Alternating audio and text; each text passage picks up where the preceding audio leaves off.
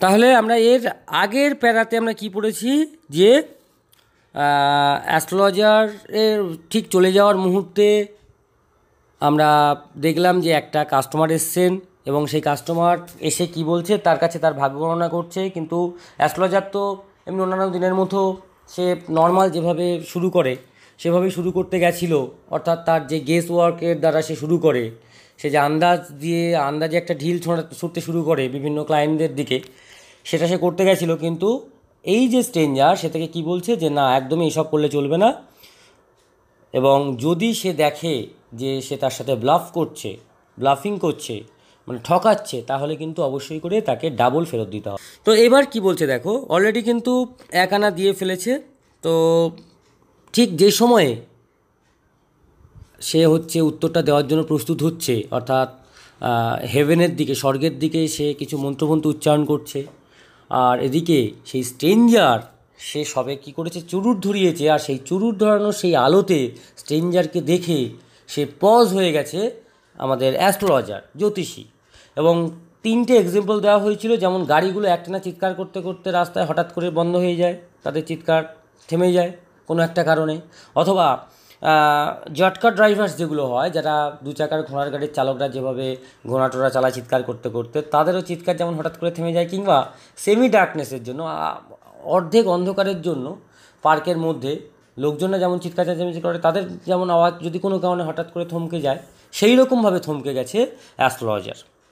তো কি বলছে দেখো, সে বলছে যে আমি আর মোটেও এই চ্যালেঞ্জটা অ্যাকসেপ্ট করতে পারবো না, আর অলরেডি আজকে দেরি হয়ে গেছে। ঠিক তারপরেই আছে he made preparation to bundle up.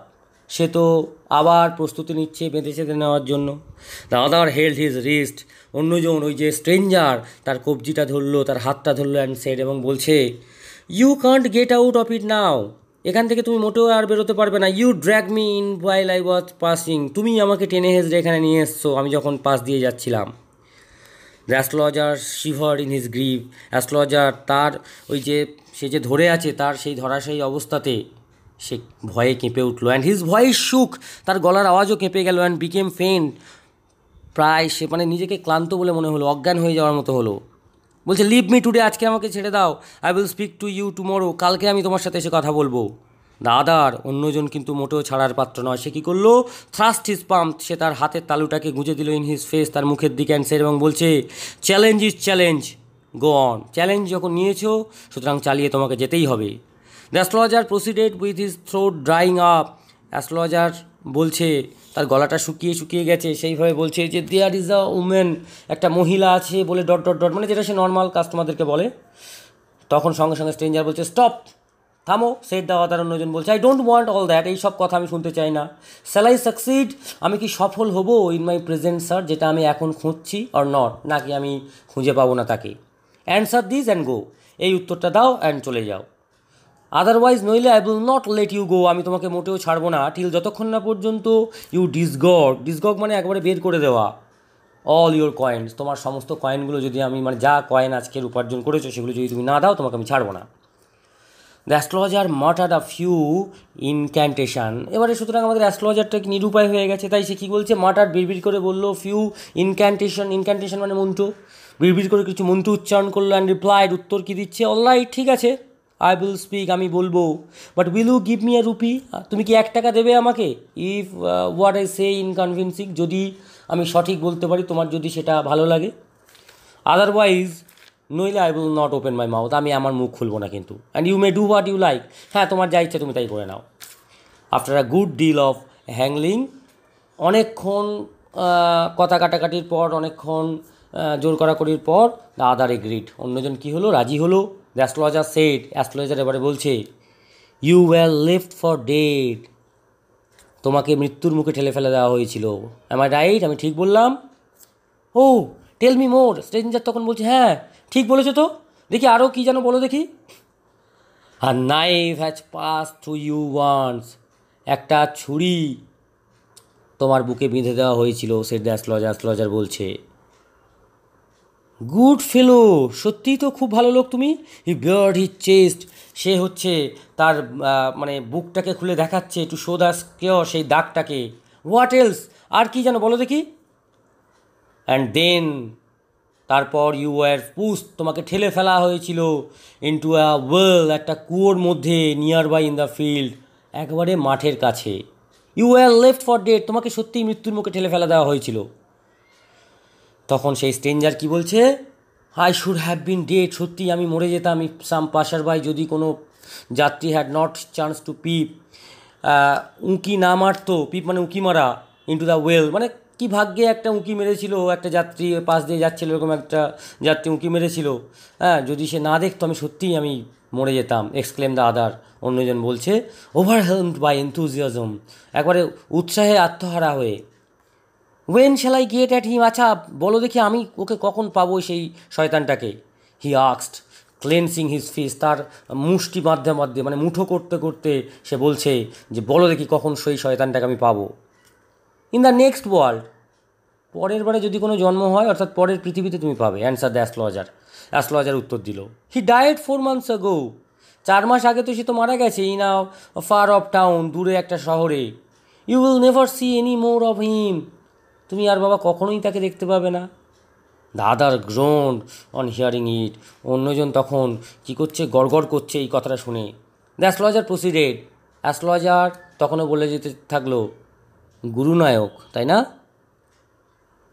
You know my name, তুমি আমার নামও জানো। দ্য আদার সেট, সেই স্ট্রেঞ্জার বলছে, টেকেন অ্যাবাক, টেকেন অ্যাবাক দ্যাট মিনস অবাক হয়ে যাওয়া, বিকামিং একেবারে সারপ্রাইজড, পাজেলড, হ্যাঁ, অবাক হয়ে বলছে যে তুমি আমার নামও জানো। তখন সেই অ্যাস্ট্রোলজার বলছে, as I know all other thing, যেহেতু আমি, যেমন আমি অন্য সব জিনিসই জানি গুরুনায়ক, লিসেন কেয়ারফুলি, ভালো করে শোনো, to what I have to say, আমি কি বলি। Your village is 2 days journey, তোমার গ্রাম হচ্ছে 2 দিনের যাত্রা, due north of this town, এই শহর থেকে, অফ দিস টাউন, এই শহর থেকে 2 দিনের যাত্রাপথ তোমার হচ্ছে গ্রাম। টেক দ্য নেক্সট ট্রেন, পরের যে ট্রেনটা আছে সেটা ধরে নাও, অ্যান্ড বি গন, গ্রামে চলে যাও। কারণ আই সি ওয়ান্স এগেন, আমি দেখতে পাচ্ছি আরেকবার, গ্রেট ডেঞ্জার, বিশাল বড় বিপদ, টু ইয়োর লাইফ, তোমার জীবনে আসতে চলেছে, if you go from home, যদি তুমি বাড়ি থেকে বেরো। He took out a pinch of sacred ash, সে কী করলো, তুলে নিল একদম পিঞ্চ, মানে একদম এক চিমটে, স্যাক্রেড অ্যাশ, সেই পবিত্র ছাইটা, মানে সেই যে যে ছাই তার নিজের কপালে সে লেপে রাখতো, and held it out to him, এবং কী করলো, ওই গুরুনায়কের দিকে এগিয়ে দিল, বলছে রাব ইট অন ইউর ফোরহেড, তোমার কপালে এটাকে ঘষে নাও, অ্যান্ড গো হোম, বাড়ি চলে যাও। নেভার ট্রাভেল সাউথওয়ার্ড এগেন, দক্ষিণের দিকে আর বাবা কখনো এসো না, and you will live to be 100, তাহলে 100 বছর তুমি বাঁচবে। Why should I leave home again, আমি আর বাড়ি ছাড়বো কেন। দ্য আদার সেড রিফ্লেক্টিভলি, অন্যজন বলল, রিফ্লেক্টিভলি মানে থটফুলি, চিন্তা করতে করতে বললো, আমি আর বাড়ি ছেড়ে কী করবো বলো বলো।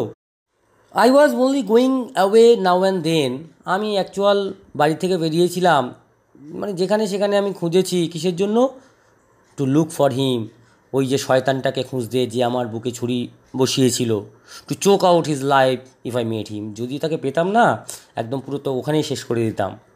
হি শুক হিজ হেড রিগ্রেটফুলি, সে তার মাথাটাকে নাড়ছে রিগ্রেটফুলি, অর্থাৎ অনুশোচনায়।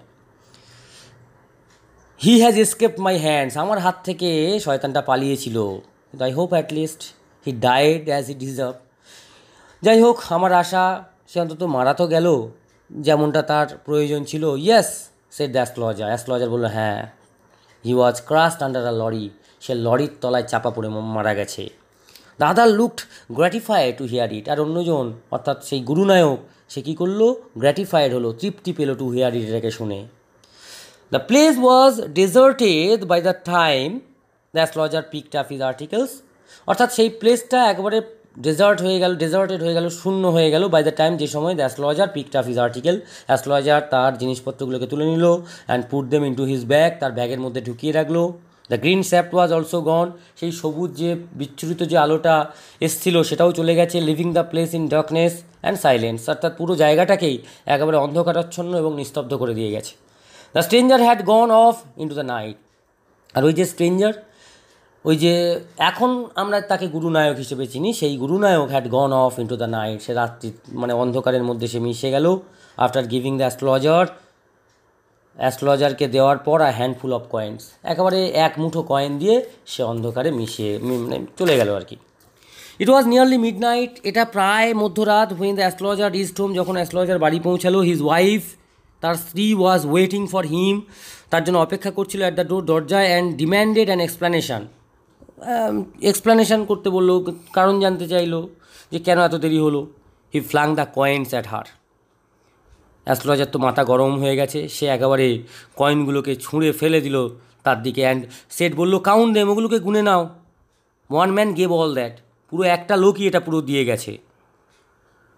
12.5 আনাস, 12.5 আনা, শি সেইড। অ্যাস্ট্রোলজারের স্ত্রী বলছে কাউন্টিং গুনে। শি ওয়াজ ওভার জয়েড, সে তো একবারে আনন্দে আত্মহারা। I can buy some jaggery, আমি কিনতে পারি কিছু গুড় অ্যান্ড কোকোনাট টুমরো। জ্যাগারি মানে হচ্ছে গুড়, আর কোকোনাট মানে তো নারকেল। আমি কালকের কিছু গুড় আর তাহলে নারকেল কিনতে পারি এই টাকাটা দিয়ে। The child has been asking for sweets, বাচ্চাটা মিষ্টি মিষ্টি করছিল ফর সো মেনি ডেজ নাও, অনেক দিন থেকে। তো I will prepare some nice staff for her, আমি তার জন্য তাহলে কিছু একটা বানাতে পারবো। কিন্তু অ্যাস্ট্রোলজার বলছে দ্য সোয়াইন, সোয়াইন মানে হচ্ছে শুয়োর, পিগ, হ্যাঁ, বলছে সোয়াইন, শুয়োরটা হ্যাজ চিটেড মি, আমার সাথে চিট করলো, আমার সাথে চিটিংবাজি করলো। হি প্রমিস, সে প্রতিজ্ঞা করেছিল রুপি, একটা টাকা দেবে, তার মানে 16 আনা দেওয়ার কথা ছিল। সে দ্য অ্যাস্ট্রোলজার, অ্যাস্ট্রোলজার বললো। She looked up at him, তার স্ত্রী তার দিকে তাকালো। ইউ লুক ওরিড, তোমাকে সত্যিই খুব চিন্তিত দেখাচ্ছে। হোয়াট ইজ রং, কি এমন কিছু কি ভুল হয়েছে নাকি, কোনো কিছু হয়েছে খারাপ? নাথিং, কোনো কিছুই হয়নি। আফটার ডিনার, খাওয়া দাওয়ার পর, সিটিং অন দ্য পয়েল, পয়েল মানে বারান্দা, বারান্দায় বসে, হি টোল্ড হার, এইবার অ্যাস্ট্রোলজার তার স্ত্রীকে বলছে, ডু ইউ নো, তুমি কি জানো, a great load is gone from me today, বিশাল বড় একটা ভারী বোঝা আমার বুক থেকে যেন আজকে সরে গেছে। আই থট, আমি তো ভেবেছিলাম, I had the blood of a man on my hands, blood of a man on my hands, actual blood on my hands মানে হচ্ছে কাউকে খুন করা, অর্থাৎ আমি খুন করেছিলাম, বা আমি খুনের যে রক্ত, সেই রক্ত আমার হাতে করে বয়ে বেড়াচ্ছিলাম অল দিস ইয়ার্স, এত বছর ধরে। দ্যাট ওয়াজ দ্য রিজন, সেই কারণেই why I ran away from home, আমি বাড়ি থেকে পালিয়ে এসেছিলাম। সেটেলড হিয়র, এইখানেই থেকে গেছি, অ্যান্ড ম্যারিড ইউ, তোমাকে বিয়ে করেছি। হি ইজ অ্যালাইভ, সে কিন্তু বেঁচে আছে। তাহলে আমরা এতক্ষণ পরে কি প্রকাশ পাচ্ছে যে অ্যাস্ট্রোলজার অ্যাকচুয়াল বাড়ি তো ইচ্ছে করে ছাড়েনি, তাহলে বাড়ি ছাড়ার কারণটা কি? এই শি গ্র্যাস্পড, সে তো আটকে উঠল, অর্থাৎ অ্যাস্ট্রোলজারের স্ত্রী যে কী রে বাবা, এতদিন তাহলে আমি এই একজন খুনির সাথে আমি ঘর সংসার করছি। বলছি, ইউ ট্রাই টু কিল, তুমি হত্যা করতে চেষ্টা করেছিলে। ইয়েস, ইন আওয়ার ভিলেজ, হ্যাঁ আমাদের গ্রামে। When I was a silly youngster, তখন আমার কম বয়স, একটু মাথা গরম থাকতো। উই ড্র্যাঙ্ক, আমরা মদ খেয়েছিলাম, গ্যাম্বলড, জুয়া খেলেছিলাম, অ্যান্ড কোয়ার্লড ব্যাডলি ওয়ান ডে, একদিন বিশাল ঝগড়া করেছিলাম। যাই হোক, হোয়াই থিঙ্ক অফ ইট নাও, এখন আর ভেবে কী হবে, টাইম টু স্লিপ, যাই ঘুমানোর সময়। হি সেইড ইয়নিং, সে বলল হাই তুলতে তুলতে, and stretched himself on the pyol, বারান্দায় নিজের হাত পাটা ছাড়াতে ছাড়াতে হাই তুলতে তুলতে বলছে, আর কি হবে ভেবে। মানে হোয়াট আ নাইস স্টোরি। তাহলে গল্পটা এখানেই শেষ হয়ে গেল, একটা আমাদের অতৃপ্ত একটা বাসনা থেকে গেল যে পরে কি হবে, এবং অবশ্যই এটা ছোট গল্পের একটা ক্যারেক্টারিস্টিক্স যে শেষ হয়েও হইল না শেষ। সত্যি মানে দারুণ একটা গল্প আর কে নারায়ণ আমাদের কাছে প্রেজেন্ট করেছেন। তার মানে আমরা এতক্ষণ ওই যে মাঝখানে যেটা হয়েছিল যে কিছুক্ষণের জন্য সে হচ্ছে স্তব্ধ হয়ে গেছিলো, ওই যে ছবিটা মানে তার হচ্ছে মুখটা দেখে সে যখন চুরুট ধরাচ্ছিল, তার মানে তখনই তার মনে পড়েছিল যে সেই গুরুনায়ককেই সে অ্যাকচুয়াল হত্যা করতে চেয়েছিল।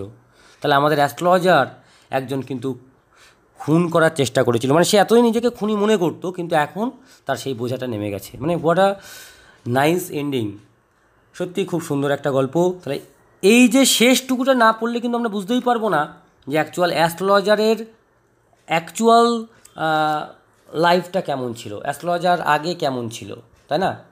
দারুণ গল্প, ভালো করে পড়ো, কারণ এটা হচ্ছে এখান থেকে এমসিকিউ তো আসবে, সুতরাং যতবার আমরা স্টাডি করব তত ভালো করে আমরা এমসিকিউ পাবো। ওকে, থ্যাংক ইউ।